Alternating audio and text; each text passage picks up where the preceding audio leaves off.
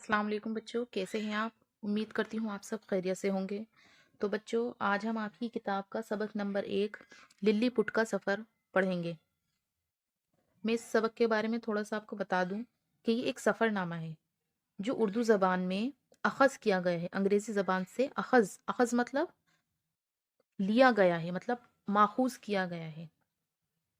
किसी ज़बान से, इंग्लिश ज़बान से उर्दू ज़बान में लेने को अखज़ कहते हैं।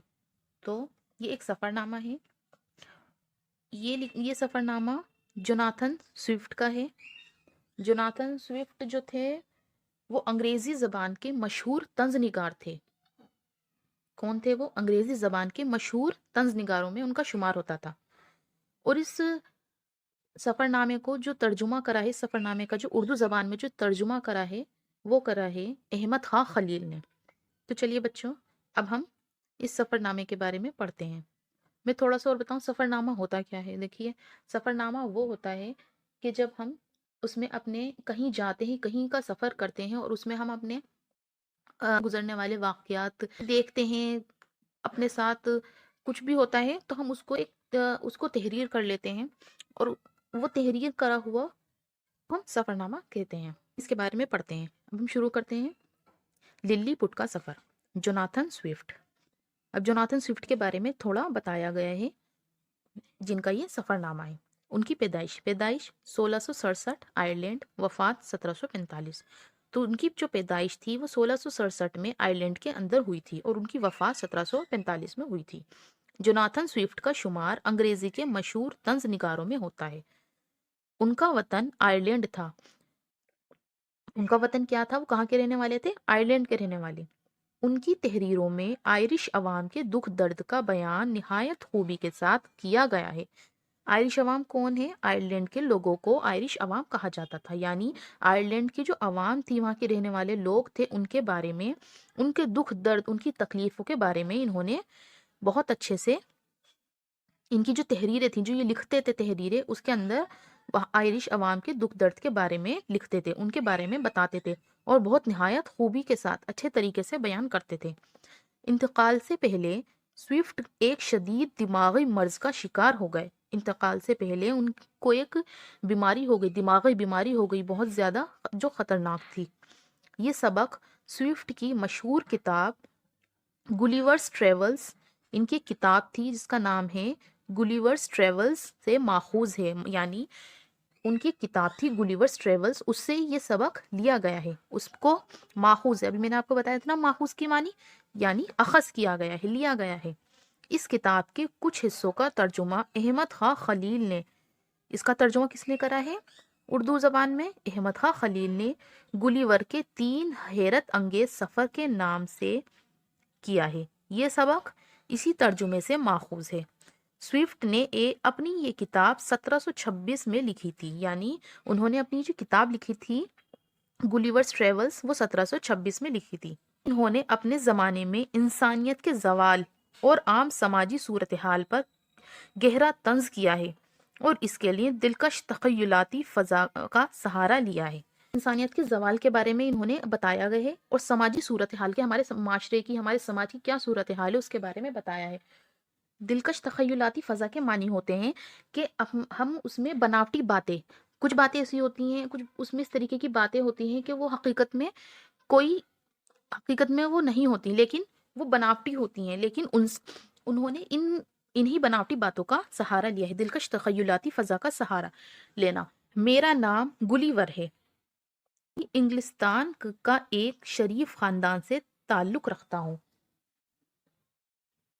शुमाली मतलब नॉर्थ का, इंग्लिस्तान एक जगह है शुमाली, इंग्लिस्तान के एक शरीफ खानदान से ताल्लुक रखता हूँ। मेरे वालिद काश्तकार, काश्तकार कौन होते हैं? किसान। मेरे वालिद काश्तकार थे। इनकी थोड़ी सी जमीन पर हमारा पूरा कुनबा गुजर बसर करता था। कुनबा मानी होते हैं पूरा खानदान। यानी वो अपने बारे में बता रहे हैं कि मेरा नाम गुलीवर है और मैं शुमाली नॉर्थ का जो इंग्लिस्तान है, नॉर्थ इंग्लिस्तान, वहाँ के एक शरीफ खानदान से ताल्लुक रखता हूँ। मेरे वालिद एक किसान थे। इनकी थोड़ी सी जमीन पर हमारा पूरा खानदान गुजर बसर करता था। हम 5 भाई थे। मैं सबसे छोटा था। ہمارے والدین ہم سب سے بہت محبت کرتے تھے. ان کی زبردست خواہش تھی کہ ہم تعلیم حاصل کریں، لیکن اخراجات مطلب خرچے، اخراجات روز بروز بڑھ رہے تھے اور میں نے یہ محسوس کیا کہ اب مجھے کچھ کرنا چاہیے. میں اسکول چھوڑ کر روزگار کی تلاش میں نکلا.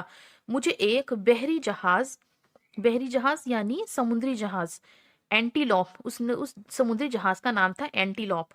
تو ان کو وہاں پر کیا مل گئی؟ نوکری مل گئی. ان کو ایک سمندری جہاز پر نوکری مل گئی. اینٹیلوپ جہاز کے کپتان کا نام پریچرڈ تھا. اب جو جہاز تھا ان کے جو کیپٹن تھے وہ تھے پریچرڈ. مئی 1700 میں یہ جہاز بحر جنوبی یعنی ساؤتھ کی سائڈ، بحر جنوبی کی طرف روانہ ہوا. ہماری منزل وہ جزیرے تھے، جزیرے یعنی آئس لینڈ. ہماری منزل وہ جزیرے تھے جنہیں جزائر شرق الہند کہتے ہیں، ایسٹ انڈیز. انہیں انگلش میں کہتے ہیں ایسٹ انڈیز.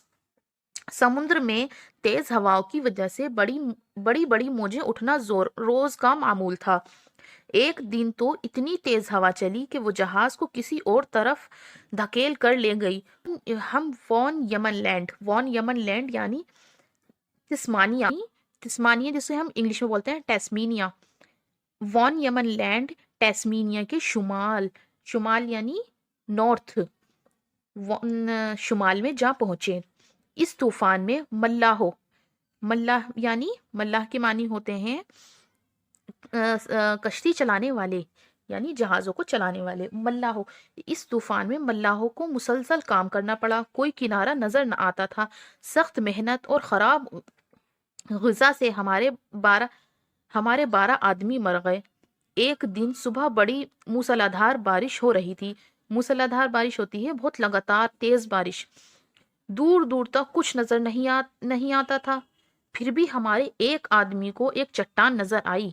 کپتان نے جہاز کو چٹان سے بچانے کی بہت کوشش کی، لیکن ہوا نے جہاز کو اس چٹان پر دے مارا.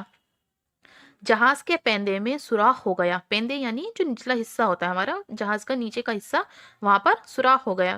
ہمارے 6 آدمی ایک کشتی کو لے کر سمندر میں اترے. لیکن ہوا کیا تھی؟ ایک آفت تھی کہ ہوا اتنی خطرناک تھی، اتنی تیز چل رہی تھی کہ ایک آفت جیسی تھی. اس نے کشتی کو ہی الٹ دیا. اتنی تیز ہوا چل رہی تھی کہ اس نے کشتی کو ہی الٹ دیا.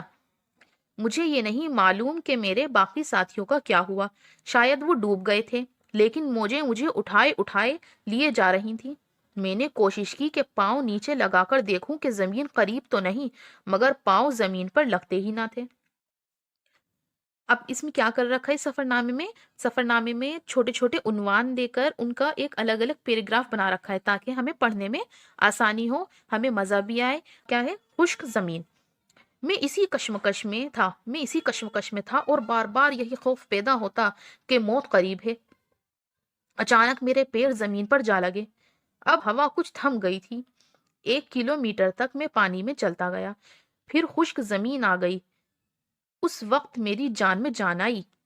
اب کیا ہوا؟ ان کے پیر زمین پر لگ گئے اور 1 کلومیٹر تک پانی میں وہ چلتے گئے. پھر کیا ہوا؟ خشک زمین آ گئی. اب زمین آ گئی، پانی ختم ہو گیا.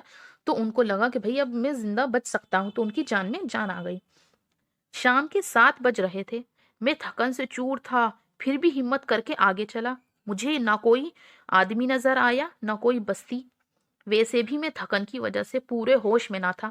ایک جگہ میں نرم گھاس پر لیٹ کر گہری نیند سو گیا. ننھے سپاہی. میرا خیال ہے کہ میں 9 گھنٹے سوتا رہا. سورج نکل رہا تھا کہ میری آنکھ کھلی. میں چت لیٹا ہوا تھا. چت مطلب سیدھے لیٹے ہوئے تھے بالکل. میں چت لیٹا ہوا تھا. میں نے کوشش کی کہ کھڑا ہو جاؤں، لیکن کھڑا نہ ہو سکا. کیا دیکھتا ہوں کہ میرے ہاتھ پاؤں ڈوریوں سے بندھے ہوئے ہیں. میرے لمبے بالوں کو بھی ڈوریوں سے باندھ دیا گیا تھا. میں نے ہاتھ لگا کر دیکھا کہ ڈوریاں بڑی باریک تھیں اور میرے جسم کے چاروں طرف ہزاروں کی تعداد میں لپٹی ہوئی تھیں، اور مجھے اس طرح باندھا گیا تھا کہ میں ہل تک نہیں سکتا تھا. کہ ان کو اس طرح باندھ دیا کہ وہ ہل بھی نہیں سکتے تھے. آپ دیکھ رہے ہیں اس تصویر میں کس طریقے سے ان کو باندھ رکھا ہے. میں چت پڑا تھا. دھوپ سیدھی میری آنکھوں پر پڑ رہی تھی. پھر مجھے شور سے سنائی دیا، لیکن کچھ نظر نہ آیا. اب ایسا لگا کہ میرے تمام بدن پر چیंटियां سی رینگ رہی ہیں۔ یہ میرے چہرے پر بھی آ گئی تھی۔ میں نے غور سے دیکھنے کی کوشش کی تو وہ مجھے آدمی سے لگے، کل 15 سینٹی میٹر کے۔ اب بتائیں 15 سینٹی میٹر کا کوئی آدمی ہوتا ہے؟ 15 سینٹی میٹر کا کیا ہوتا ہے؟ ہمارا آپ کے پاس ہوتا ہے نا ایک اسکیل، ایک اسکیل ہوتا ہے ایک چھوٹا والا، 15 سینٹی میٹر کا جو ہوتا ہے وہ کتنا چھوٹا ہوتا ہے؟ اتنی سائز کا کوئی آدمی ہوتا ہے اتنی سائز کا؟ تو اس میں اسی لیے سفر نامے میں انہوں نے تخیلاتی فضا کا استعمال کرا ہے کہ وہ شخص مجھے نظر آ رہا تھا، وہ سپاہی کی وردی پہنے ہوئے تھا۔ اس کے بعد اس طرح کے 40-50 سپاہی اور آ گئے۔ میں تیروں کا نشانہ بن گیا۔ اب کیا ہے؟ میں یہ سب دیکھتے دیکھتے اچانک خوشی سے چلا اٹھا۔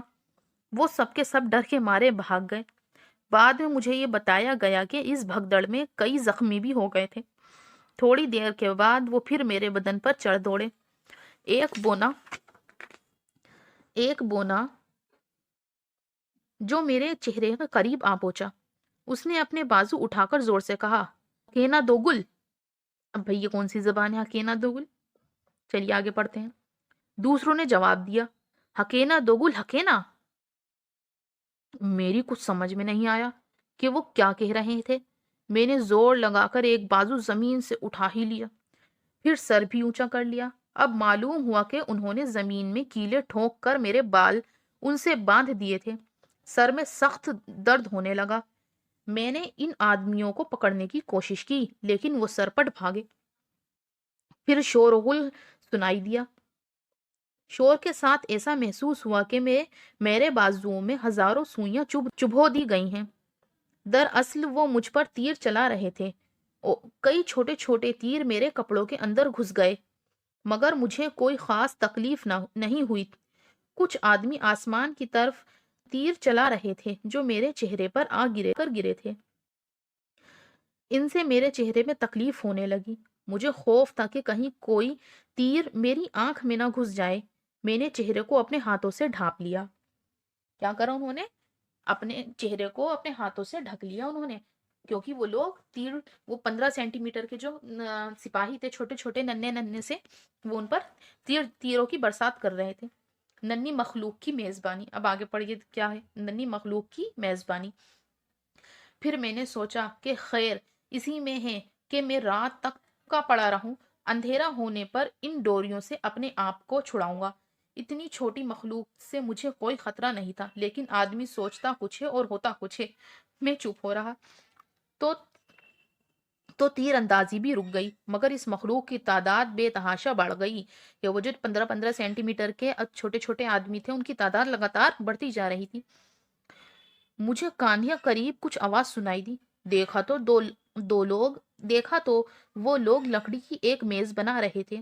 وہ میز کل 45 سینٹی میٹر، تقریباً 18 انچ۔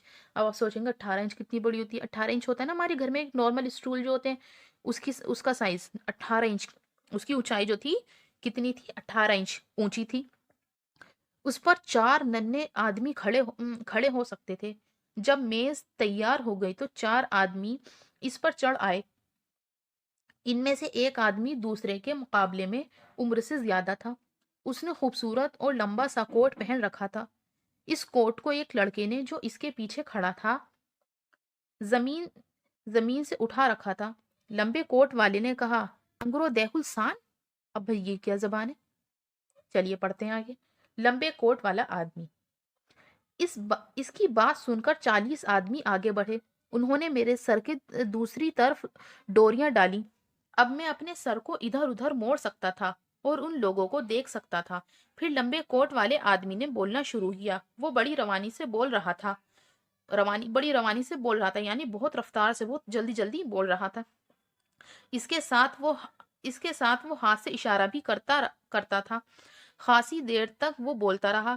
میں ان کی زبان تو نہیں سمجھتا تھا، لیکن میرا اندازہ یہ تھا کہ وہ یہ کہہ رہا تھا کہ اگر تم ہمارے حکم کی تعمیل کرو گے تو ہم تمہیں کوئی تکلیف نہیں پہنچائیں گے، یعنی اگر تم ہمارے حکم کو مانو گے، ہماری باتوں کو مانو گے تو ہم تمہیں کوئی تکلیف نہیں پہنچائیں گے، اور آگے بھاگنے کی کوشش کی تو ہم تمہیں مار ڈالیں گے۔ میں نے اپنا ہاتھ اٹھایا، آنکھیں آسمان کی طرف آنکھیں آسمان کی طرف کی اور اس طرح ان کو یہ سمجھانے کی کوشش کی میں تمہارا مطلب سمجھ گیا ہوں اور میں کوئی ایسی بات نہ کروں گا۔ پھر میں نے انہیں یہ بتانے کے لیے کہ میں بھوکا ہوں اپنے منہ کی طرف اشارہ کیا۔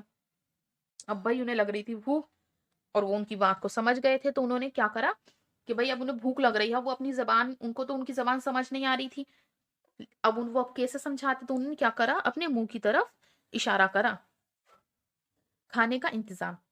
لمبے کوٹ والا آدمی میرا مطلب سمجھ گیا۔ اس نے سپاہیوں کو حکم دیا اور تھوڑی دیر میں کوئی 100 آدمی میرے جسم پر مارچ کرتے ہوئے میرے منہ تک غذا لے آئے۔ کیسے بتا رہے ہیں کہ 100 آدمی، اتنے سارے چھوٹے سے آدمی جو تھے 15-15 سینٹی میٹر والے، وہ ان کے منہ تک، اور وہ بھی کتنے سارے، کتنی تعداد تھی، 100 آدمی میرے جسم پر مارچ کرتے ہوئے میرے منہ تک غذا لے آئے، کھانا لے آئے۔ یہ چیزیں بادشاہ نے بھجوائی تھی، کیونکہ لو جی اب ان کے بادشاہ بھی ہیں، کیونکہ میری آمد کی اسے اطلاع کر دی گئی تھی۔ غذا میں چڑیا کے سائز سے بڑی کوئی چیز نہیں تھی، لیکن لگتا یہ تھا کہ انہوں نے گائے بیل سالم پکوا کر بھیجے تھے۔ لوبیا دال کے دانے کے برابر مرغیاں تھیں۔ کبھی آپ نے دیکھی ہیں لوبیا اور دال کے برابر کی سائز کی مرغیاں؟ اس میں پڑھیے سنیے۔ میں 2-3 چپاتیوں کا ایک لقمہ بناتا تھا اور وہ لوگ یہ دیکھ کر حیرت زدہ تھے۔